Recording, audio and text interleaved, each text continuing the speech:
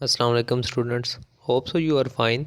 आज का जो हमारा लेक्चर है वो एचपीएलसी को हम स्टडी कर रहे थे। एचपीएलसी के रिगार्डिंग लेक्चर है। Chemically bounded stationary phases for HPLC. अच्छा, ऐसी कौन सी स्टेशनरी फेजेस हैं जो एचपीएलसी में हम यूज़ कर सकते हैं? ठीक है, ये मोस्ट इम्पॉर्टेंट क्वेश्चन है। ठीक है, BS 7-8 सेमेस्टर या MSc केमिस्ट्री पार्ट 2 जिनकी एनालिटिकल स्पेशलाइजेशन है वो इस टॉपिक को लाजमी स्टडी करते हैं, HPLC को।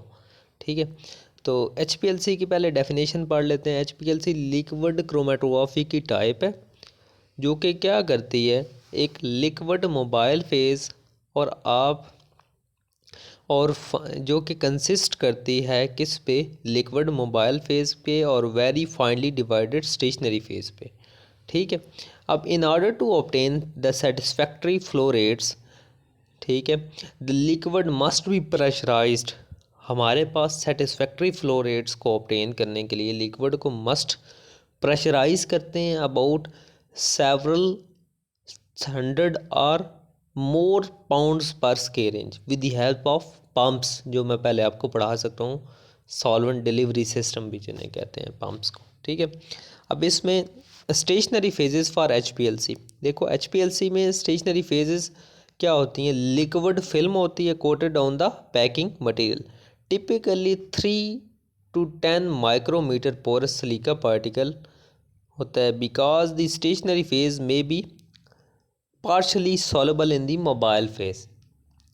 अगर स्टेशनरी पार्शली सॉलेबल होगी मोबाइल फेज में तो वो हर इल्यूजन में, जो हर दफ़ा आप इल्यूजन करवाएंगे तो थोड़ी थोड़ी उसमें क्या होगी, डिज़ॉल्व होगी।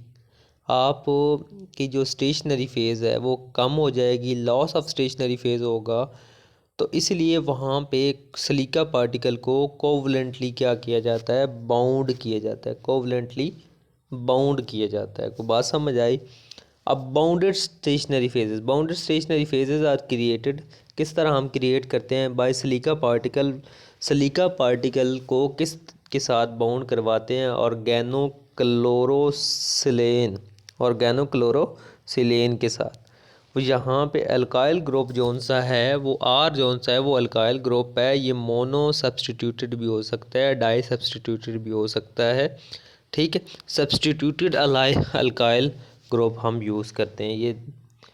ये ऑर्गेनो, ठीक है, यहाँ पे ये सिलेन है। ठीक है, इसका हम रिएक्शन करवाते हैं ऑर्गेनो क्लोरोसिलेन के साथ, तो हमारे पास एक क्या बनती है, ये क्या बनता है, बाउंडेड स्टेशनरी फेज। ये क्या है? सलीका है। ये क्या है? सलीका। सलीका, ठीक है जी, सलीका है। अब एंड कैप्ड कॉलम कौन से? To prevent. अब जो देखो, हम इंट्रक्शन तो करवा दी, बाउंडेड तो करवा दी, लेकिन बहुत सारी ऐसी साइट्स होंगी सलीका की, एसआईओ ग्रुप की जो बहुत सारी ऐसी साइट्स होंगी वो अनडिरेक्टेड रह जाएंगी।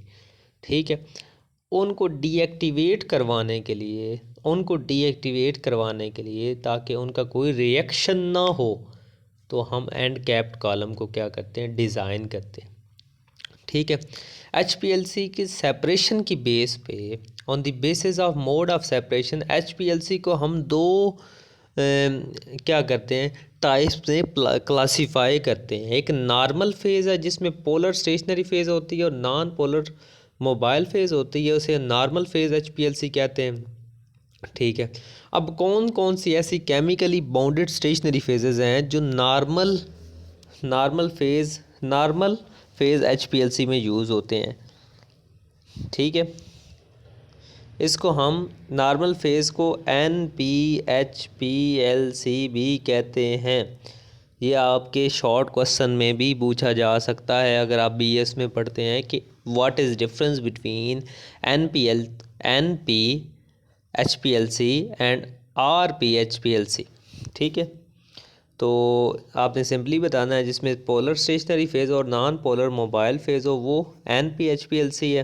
ठीक है, और जिसमें स्टेशनरी फेज़ नॉन पोलर हो और मोबाइल फेज़ पोलर हो वो क्या है, रिवर्स फेज़ HPLC। ठीक है। If the R group is replace with polar, अगर हम जो आर ग्रुप है ये वाला, इसको हम पोलर पोलर क्या करें, पोलर सब्स्टिट्यूएंट के साथ रिप्लेस कर दें, सब्स्टिट्यूट कर दें, तो हमारा क्या होगा, स्टेशनरी फेज़ क्या हो जाएगी, पोलर हो जाएगी। अगर ये पोलर हो जाएगी तो that's called normal phase HPLC। क्या होगी, नॉर्मल फेज़ HPLC। इसमें ठीक है जी, there are many bounded phases. अब डिफरेंट तरह की बाउंडेड फेजेस हैं, ठीक है। इसमें हमारी सबसे पहले कौन सी है, सबसे पहली वो क्या है जी, सयानो है, ठीक है।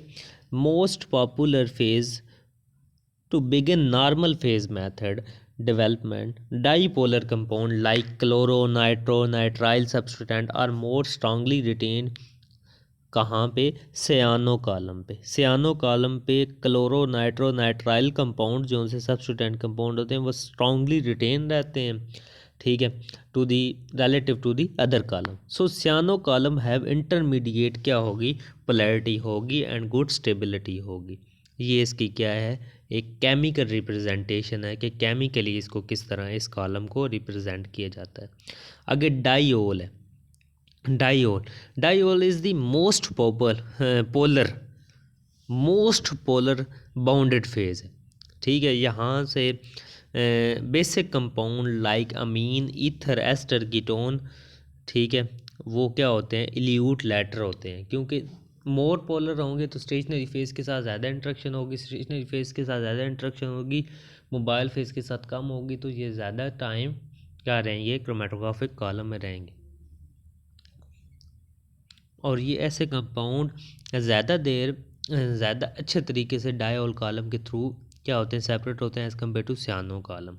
अब ये क्या है, डायोल, यहाँ इसको डायोल क्यों कह रहे हैं, यहाँ पे भी हुआ यहाँ पे भी हुआ, इसलिए हम इसे डायोल कह रहे हैं। यहाँ पे भी ऑक्सीजन है, ठीक है। ये इसकी केमिकल रिप्रेजेंटेशन है डायोल कॉलम की।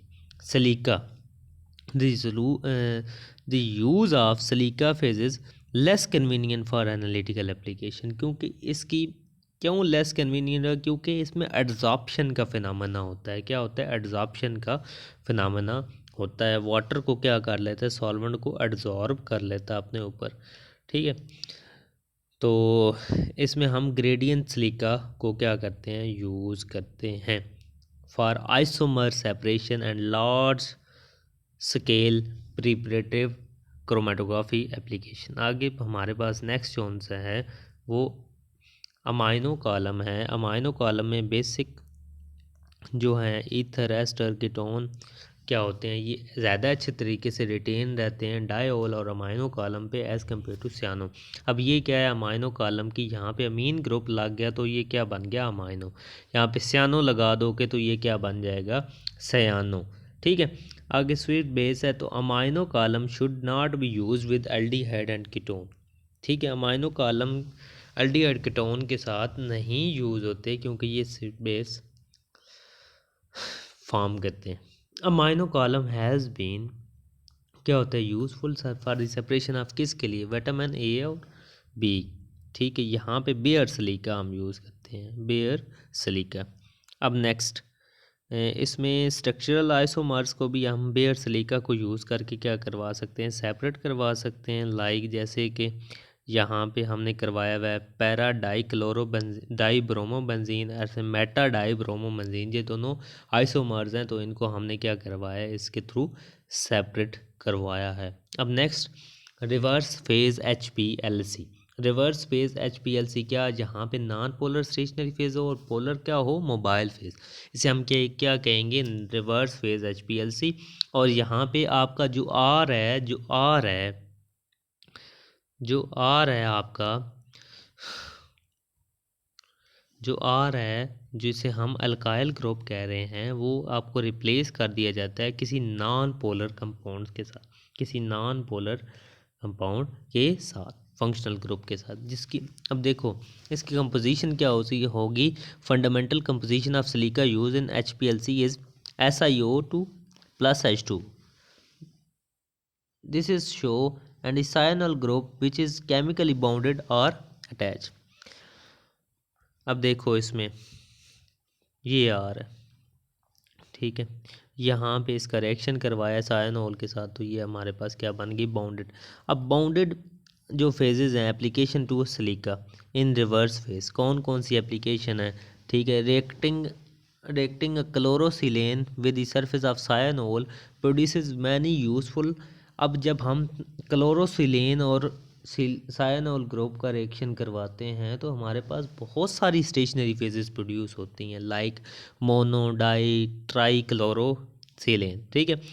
मोनो मोनो में क्या होती है, मोनोमेरिक पैकिंग होती है, ठीक है, जहाँ पे सिलिका क्या होता है, अटैच होता है through single bond, single ether linkage के थ्रू, C8 मोनोक्लोरोसिलेन, ठीक है।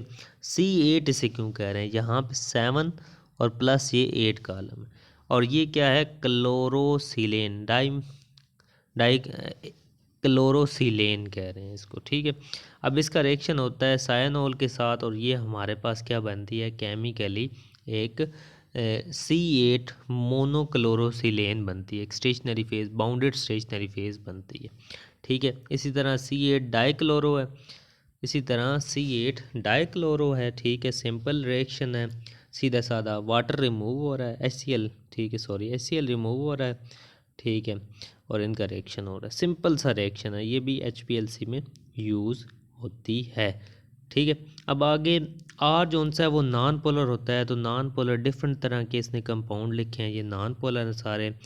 एन ऑक्टा डिसाइल हो सकता है, ऑक्टा C8 C18 यानी ऑक्टा डिसाइल हो सकता है, C8 ऑक्टाइल हो सकता है, C4 ब्यूटाइल हो सकता है, ट्राई मिथाइल सायानाइड ग्रुप हो सकता है, ठीक है। डिफरेंट तरह के आप नॉन पोलर क्या यूज़ कर सकते हैं, फिनाइल ग्रुप हो सकता है, अमीन हो सकता है, and trimethyl amine, propyl amine हो सकता है, ठीक है। जैसे जैसे हाइड्रोफोबिसिटी को आप कम करते जाएंगे वैसे वैसे पोलैरिटी क्या बढ़ेगी आपकी, इंक्रीजिंग क्या होगा, रिटेंशन इंक्रीज होगी।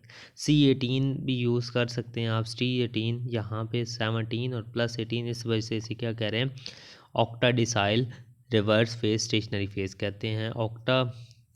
ऑक्टाइल फंक्शनल सिलिका भी इसमें हम यूज़ करते हैं, स्टेरॉइड्स और डिफरेंट जो फार्मास्यूटिकल कंस्टिट्यूएंट हैं उनको सेपरेट करवाने के लिए, ठीक है जी।